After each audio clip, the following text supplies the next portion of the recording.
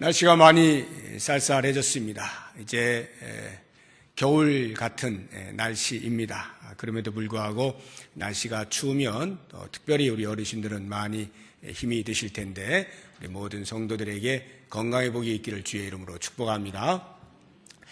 이런 한파가 되면은 이제 땅이 이제 미끄럽죠. 그러면 제 마음에 나도 모르는 사이에 이렇게 근심이 생깁니다. 우리 또 어르신들 지나가다가 걸으시다가 또 넘어지면 어떡하나 이런 생각이 들고 그간에도 종종 그런 이제 소식이 들릴 때마다 가슴이 이렇게 철컹철컹 내려앉는데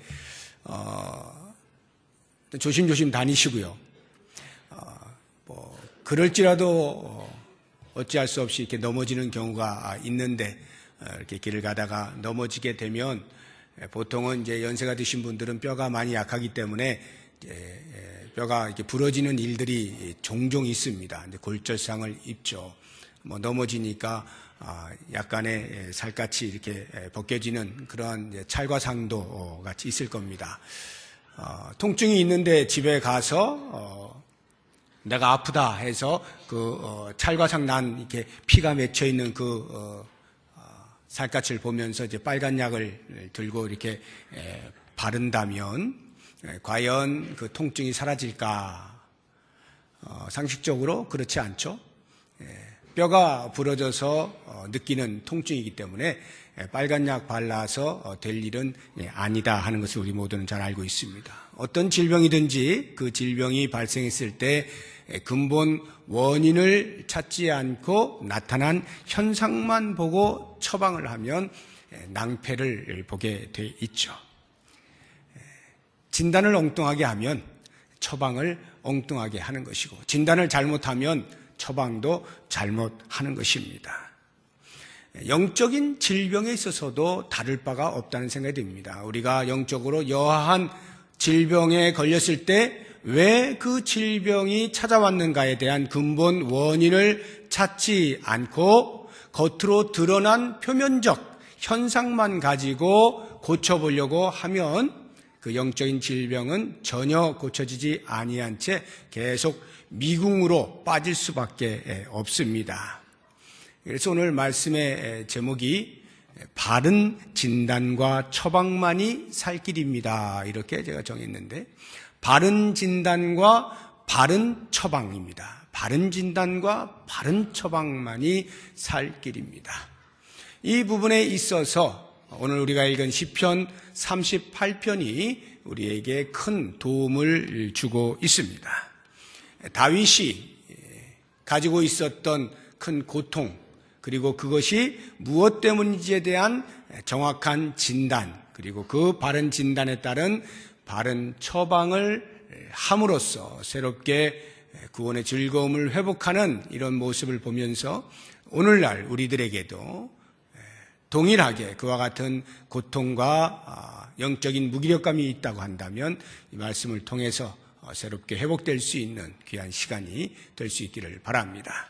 먼저 본문에 나타나고 있는 다윗의 나타난 현상들, 어떠한 고통들을 느끼고 있었는가 하는 것들을 말씀을 통해서 간단하게 살펴보겠습니다. 우선 다윗은 육체적으로 고통을 심하게 당하고 있었다 하는 것을 알 수가 있는데요. 3절을 보십시오. 내 살에 성한 곳이 없사오며 제일 뒤에 내 뼈에 평안함이 없나이다 돼 있죠. 5절 보시면 내 상처가 썩어 악취가 납니다. 6절에 내가 아프고 심히 구부러졌고요. 종일토록 슬픔 가운데 있습니다. 7절에 내 허리에 열기가 가득합니다. 내 살에 성한 곳이 없습니다. 8절에 내가 피곤하고 심히 상하였습니다. 마음이 불안해서 신음하고 있습니다. 10절에 내 심장이 뛰고 여기 심장이 뛴다는 것은 젊은 청년이 열정을 가지고 세상을 향하여서 뛰는 심장으로 이런 의미에서의 심장이 뛴다는 것이 아니라 심장이 정상적으로 움직이지 않고 이런 말이에요. 내 기력이 쇠하여 내 눈의 빛도 나를 떠났습니다. 지금 이러한 표현들은 전부 지금 다윗이 얼마만큼 육체적으로 고통을 당하고 있는가 하는 것을 우리에게 알려주고 있는 표현들입니다. 거의 죽음 직전에까지 왔다고 해도 과언이 아닐 만큼 치명적인 육체적 고통을 당하고 있는 것입니다. 그런가 하면 그에게는 관계에 있어서의 고통도 함께 따라오고 있습니다. 11절, 12절을 보시면 내가 사랑하는 자와 내 친구들이 내 상처를 멀리하고 내 친척들도 멀리 섰나이다. 11절의 말씀은 주변에 자기 편이었던 사람들이 자기의 육체의 고통의 시간이 길어질수록 한 사람 두 사람 떠나간다 이 말입니다. 그 고통을 바라보고 있는 것이 힘들어서 떠나갈 수도 있겠고 저 고통이 왜 왔을까 무엇인가 잘못했겠지 이런 생각으로 떠나갈 수도 있고요. 여하간에 주변에 사랑하는 사람들이 친구든 친척이든 한 사람 두 사람씩 떠나가고 다윗은 그것으로 인하여 버림받은 느낌을 받는 정신적 고통을 당하는 것입니다. 12절의 말씀은 내 생명을 찾는 자가 올무를 놓고 나를 헤아려 하는 자가 괴악한 일을 말하여 종일토록 음모를 꾸밉니다. 이것은 다윗의 원수가 다윗을 괴롭히는 것을 표현하고 있는 것입니다.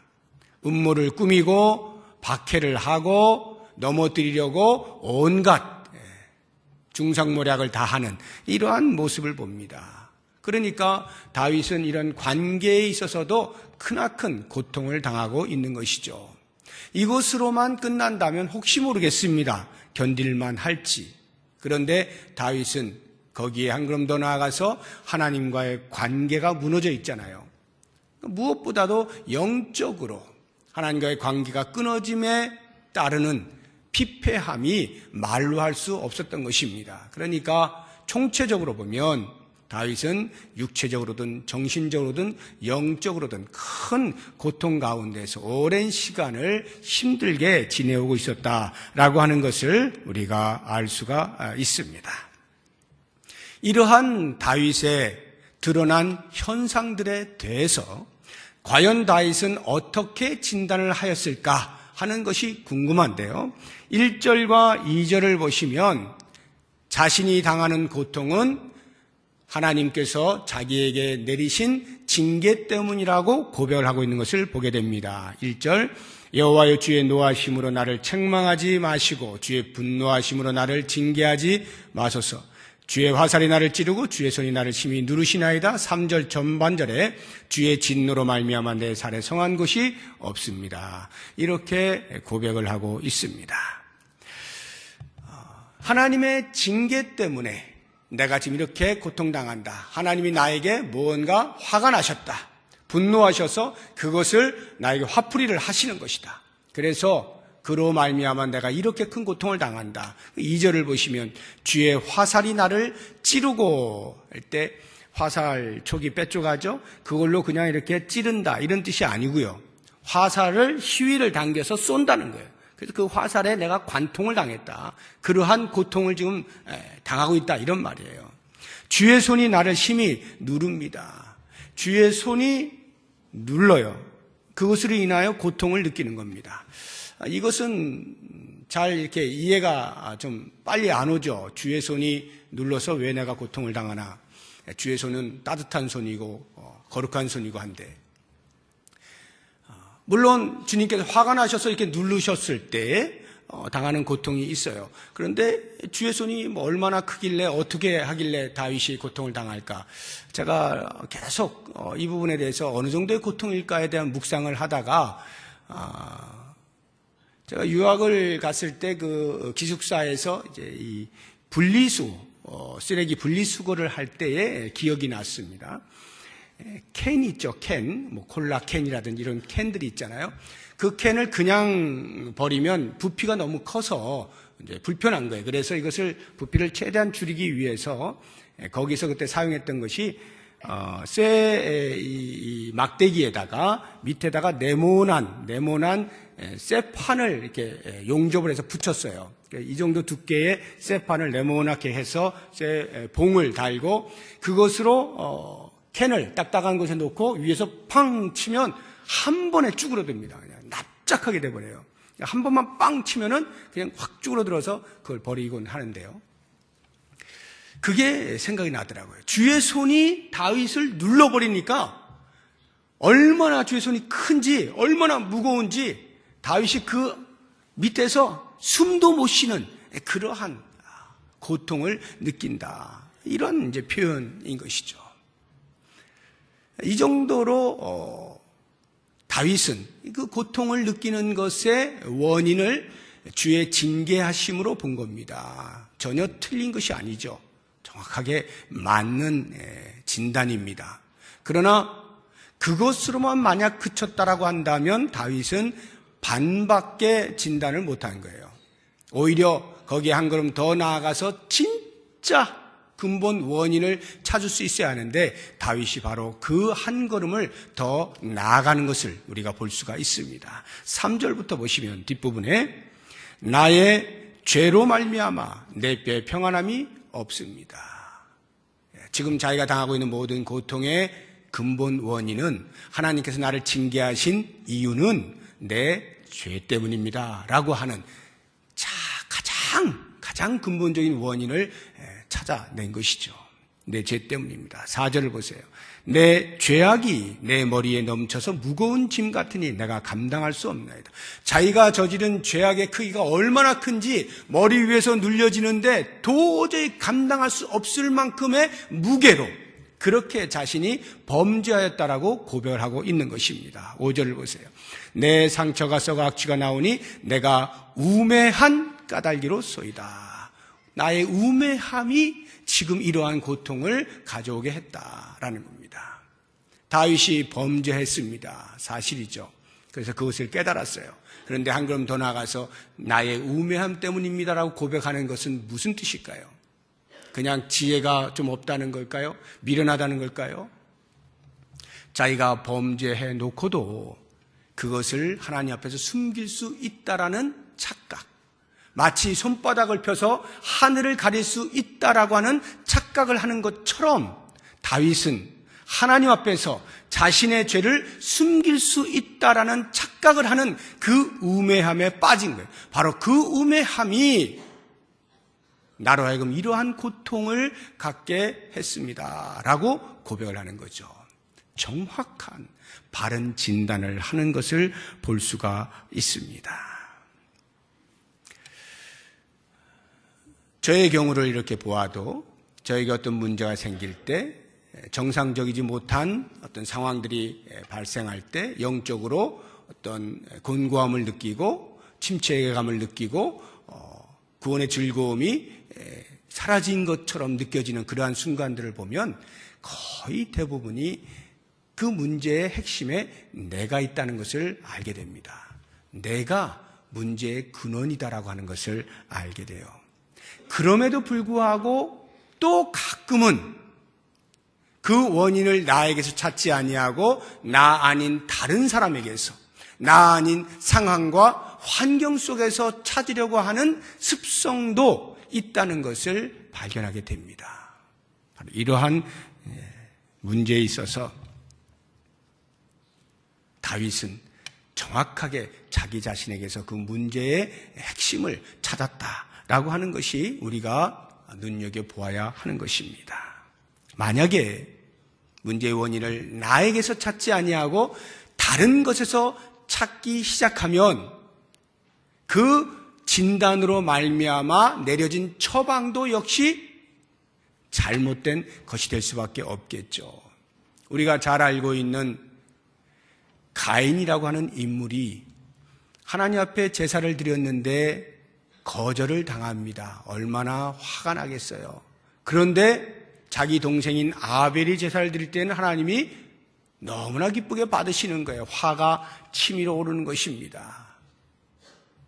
왜 내 제사는 받지 않으셨을까에 대한 문제의 원인을 자기 자신에게서 발견하려고 하지 아니하고 밖에서 찾는 겁니다. 아벨 죄 때문이야. 제가 저렇게 하다 보니까 괜히 나는 잘못도 없는데 나는 곡식으로 드렸다라고 외면을 당한 것 아니야? 하고는 양의 피를 바쳐서 그렇게 제사를 드린 아벨을 애매히 원망을 하는 것입니다. 문제의 원인을 다른 데서 찾다 보니까 이 가인이 처방을 내린 것은 아벨이 사라지면 된다. 이렇게 되는 거예요. 그래서 조용히 들로 나가서 아벨을 지도새도 모르게 죽여버리는 거죠. 잘못된 진단은 잘못된 처방을 내릴 수밖에 없게 되는 것입니다.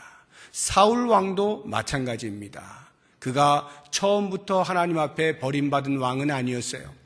겸손하였습니다. 장수였습니다. 잘 쓰임을 받았죠. 그러다가 다윗이 등장하면서부터 어느 날부터인가 자신의 왕권이 점점 약화가 되어진다라고 느끼게 되었습니다. 백성들도 외칩니다. 사울은 천천히요, 다윗은 만만입니다. 뭔가 듣기에 껄끄러운 일들이 벌어지고 있습니다. 그래서 사울이 그 문제의 핵심으로 원인을 찾은 것이 자기 자신에게서가 아니라 다윗 때문이다. 괜히 저 조그만 애가 내 옆에 오기 시작하면서 내가 이상하게 된 거야 하고는 처방을 내릴 때 그 다윗만 없어지면 되겠다 싶은 거죠. 그래서 사울 왕이 한 것은 다윗을 죽이기 위하여 끝까지 쫓아다니는 것 아니었습니까? 이렇게 잘못된 진단은 잘못된 처방을 낳을 수밖에 없는 것입니다. 그에 비해서 다윗은 어떻습니까? 비록 1년이라고 하는 긴 시간이 지나긴 했습니다만 나단이 찾아와 죄를 지적했을 때 바로 그때나마 다윗은 문제의 원인을 정확하게 찾아내죠. 지금 나에게 일어나고 있는 이 육체적인 질병들, 고통들, 모든 관계들이 끊어지고 원수들이 나를 없애려고 애를 쓰고 내가 하나님 앞에 나아가지 못하는 이런 모든 영적인 고통들, 이 모든 것들이 다 내가 지은 죄 때문이로구나 하는 것을 그 앞에서 고백을 하게 되는 것입니다. 바르게 진단을 내린 것이죠. 사랑하는 성도 여러분, 과연 나는 어떠합니까? 내 삶에 있어서 무엇인가 문제가 발생했을 때 그것이 육체적이든 정신적이든 영적이든 어떤 문제들이 정상적이지 않도록 돌아가는 그런 상황이 발생했을 때 과연 나는 그 문제의 원인을 어디에서 찾습니까? 내 내면을 돌아봅니까? 아니면 다른 사람을 쳐다봅니까? 아니면 이 환경과 상황이 나로 하여금 이렇게 만들어 버렸다라고 변명을 합니까? 어떠한 경우가 되었든지 나 아닌 다른 것에서 문제의 원인을 찾기 시작할 때 엉뚱한 처방이 내려질 수 있음을 우리는 기억해야 됩니다. 아무리 환경을 바꾸고 상황을 개선해 보아도 아무리 이대로 내가 있으면은 내 신앙생활이 점점 나태해져서 안 되겠다 싶어가지고 교회의 이 모양 저 모양으로 봉사하는 자리에 가서 봉사도 하고 섬기기도 하고 교사도 하고 찬양대도 하고 한다 할지라도 내 안에 있는 문제의 원인, 죄를 방치해둔 채 다른 것을 아무리 처방을 한다 하더라도 고쳐지지 않죠. 마치 골절상을 입었는데 찰과상인 줄 알고 빨간 약 바르면서 낫기를 바라는 것과 다를 바가 없는 모습이다 하는 것입니다. 이런 면에서 다윗이 우리에게 보여주고 있는 모범은 적어도 비록 시간은 흘렀지만 문제의 원인이 자신의 속에 감추어둔 죄 때문인 것에 대하여 고백하고 그것을 꺼집어냈다라고 하는 것입니다. 이렇게 될 때 비로소 처방이 바르게 나갈 수가 있게 되는 것입니다. 바른 진단의 바른 처방이 우리의 살 길입니다. 바른 처방이라고 하는 것. 이 바른 처방은 바르게 진단하는 것보다 더 중요하다라고 할 수 있습니다. 왜냐하면 어떤 경우에는 바르게 진단했음에도 불구하고 그 진단에 따른 바른 처방을 하지 않는 경우가 있어요. 알면서도, 무엇이 문제인가를 알면서도 여전히 그것을 남겨둔 채, 여전히 그것을 꺼집어내고 싶지 않은 채, 여전히 그 허물을 덮어두고 싶은 채 다른 것에서 끌적끌적거리면서 처방을 해보려고 하는 그런 어리석음을 보일 때가 있어요. 그래서 이 바른 진단에 더불어서 더 중요한 것은 바르게 처방을 하는 것이다 라는 것입니다. 바른 처방을 하면 거기에서부터 사는 일이 일어나게 되죠. 누가복음 15장에 보면 탕자의 비유가 나오지 않습니까? 탕자가 아버지로부터 재산을 받아가지고 자기의 삶을 살아보겠다라고 먼 길을 떠나잖아요. 거기에서 허랑방탕하다가 돈 다 써버리고 가뭄이 들고 흉년이 드니까 거기에서 먹을 것이 없어가지고 돼지가 먹는 쥐염 열매도 제대로 먹지 못하는 그런 지경에 이르고 완전히 비참한 삶을 살지 않습니까? 그랬을 때에 그 탕자가 우리에게 보여주고 있는 모범이 있어요. 우리 같이 한번 보죠. 누가복음 15장 17절부터 20절까지 말씀을 같이 한번 읽어보겠습니다. 이에 스스로 돌이켜 이르되 내 아버지에게는 양식이 풍족한 품꾼이 얼마나 많은가. 나는 여기서 주려 죽는구나. 내가 일어나 아버지께 가서 이르기를 아버지, 내가 하늘과 아버지께 죄를 지었사오니 지금부터는 아버지의 아들이라 일컬음을 감당하지 못하겠나이다. 나를 품꾼의 하나로 보소서 하리라 하고 이에 일어나서 아버지께로 돌아가니라. 거기까지 말이죠. 17절, 18절, 19절의 말씀은 이 탕자가 자기의 문제가 무엇인가를 정확히 진단했음을 보여주고 있습니다. 내가 왜 이렇게 비참한 삶을 살고 있는가에 대한 정확한 진단을 내렸어요. 뭡니까? 아버지의 집에서 떠나온 것. 자기의 돈이 다 떨어졌기 때문에 비참한 삶을 살고 있는 것이 아니라 아버지로부터 떨어져 나온 이것으로 인하여서 내가 비참한 삶을 사는구나 하는 문제의 근본 원인을 정확하게 인지한 것입니다. 그래서 그가 내린 처방이 뭡니까? 그래서 나는 아버지께로 돌아가리라. 아버지께로 돌아가리라. 바르게 진단하고 그 진단에 알맞은 처방을 내리는 거죠. 아버지로부터 떠나온 것이 문제의 원인이었으니 다시금 아버지께로 돌아갈 때 살 수 있다. 이것 아니겠어요? 실제로 어떻습니까? 그 다음 비유를 보면 이 아들은 아버지 집에 가서 품꾼으로나마 그냥 버티고 살아야 되겠다라는 생각으로 갔지만 아버지는 정작 오래전부터 그 아들을 기다리면서 포옹을 하면서 각종 좋은 것을 다 베풀어주고 아들로서의 지위를 원상복귀시켜주면서 기쁨의 삶을 살도록 하지 않습니까? 이 아들에게 새로운 삶이 주어지게 된 것이죠. 바른 처방을 내릴 때 새 삶이 열린다라고 하는 것입니다. 다윗이 그와 같은 처방을, 바른 처방을 내린 것을 우리는 본문을 통해서 알 수가 있어요. 12절을 보십시오. 원수가 다윗을 괴롭히고 있는 장면이 나오죠. 그것에 대해서 13절과 14절은 다윗이 어떻게 응대하는가를 보여주고 있습니다. 13절, 14절 우리 같이 한번 읽어보겠습니다. 나는 못 듣는 자같이 듣지 아니하고 말 못하는 자같이 입을 열지 아니하오니 나는 듣지 못하는 자 같아서 내 입에는 반박할 말이 없나이다. 원수가 계속 중상모략을 하는 것입니다. 그런데 그것을 안 듣겠다 이 말이에요. 말하지 않겠다 이 말이에요. 14절 뒷부분에 보면 내 입에는 반박할 말이 없나이다. 이 말을 보면 다윗은 내가 무슨 할 말이 있어? 나 같은 것이 나는 할 말 없어.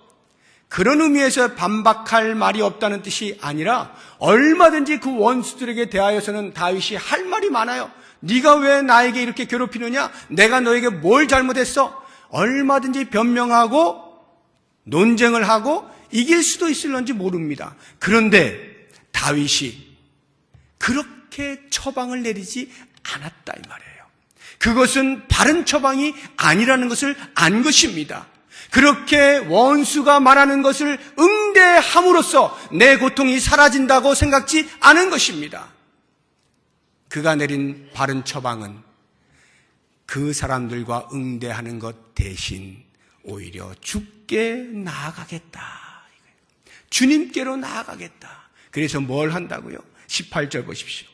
내 죄악을 아뢰고 내 죄를 슬퍼하겠습니다. 주 앞에 나와서 자기의 지은 죄를 토로하고 통회하고 가슴을 찢으며 회개하는 일을 하겠노라.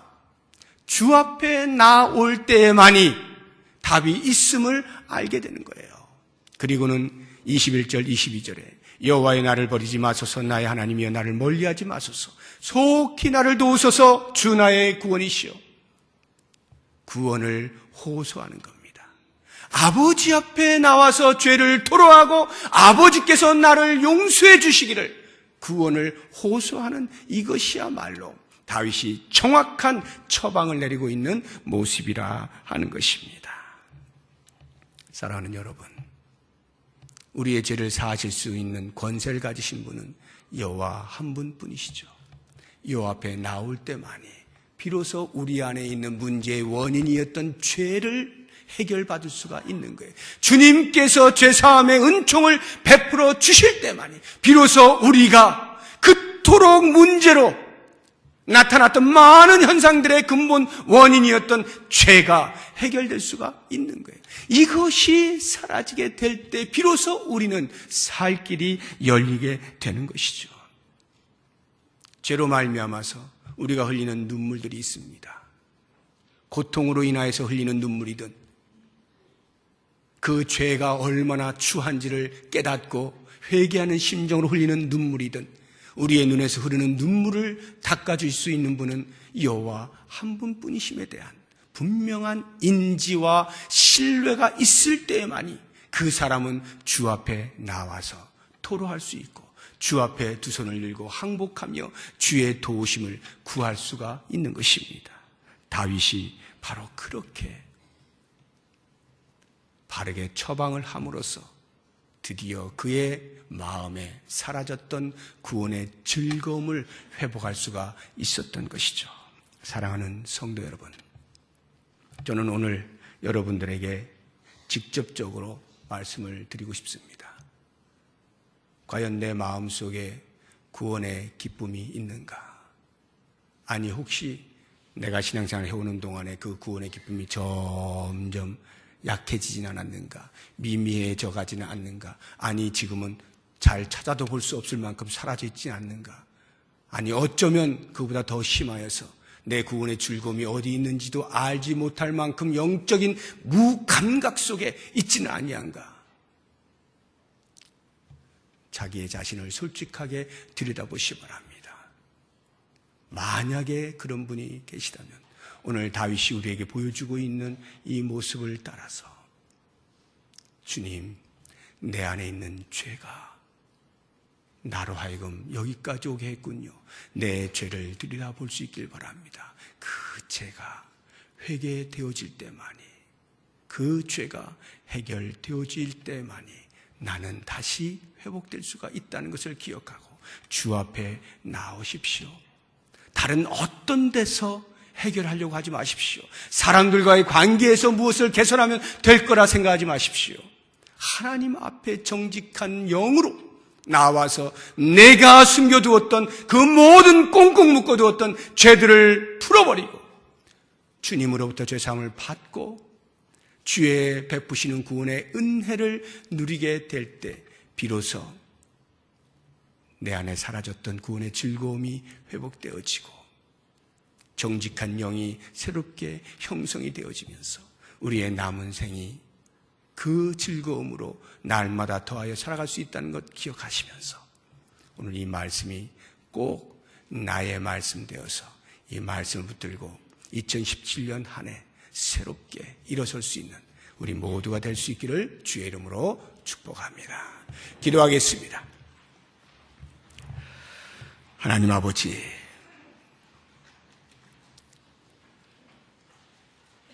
아무 생각도 없지는 않습니까?